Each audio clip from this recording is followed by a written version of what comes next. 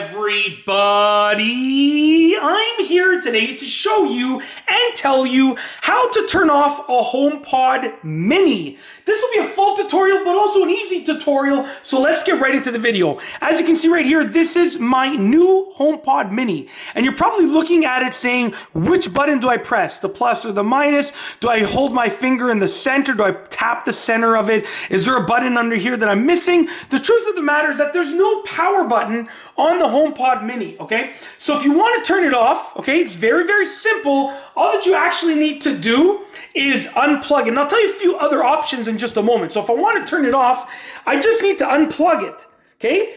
There's no battery in there, like it doesn't get charged up. It's just a straight, electrical outlet power supply. So when you unplug it, you're cutting off the power to it and therefore it's turned off. So if you want to transfer it to another room, if you want to store it for a while and you don't want to use the power or risk it turning on by itself or whatever, then just unplug it and you've turned it off. Now, in addition to unplugging it and powering it off, like I showed you, there are a few other things that you can do if you want to almost turn it off. So let's say you want it to be powered on, but you don't want it to really be, being used. You can turn off the Siri function. You can stop Siri from listening, okay?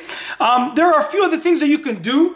You can take the volume, you can bring the volume all the way down to 0. So you can do a few other things that are like almost turning it off, and that will keep the power to it, but it will prevent it from actually, being used for the most part. But if you want to turn it off and power it down completely, you unplug it from your power supply. It's that simple. That is literally how to do it. If you like this video, please be sure to give it a thumbs up. Let me know what you think down below as a comment. And of course, be sure to subscribe for more great videos just like this one. And that's all I have for you today. Thanks for watching.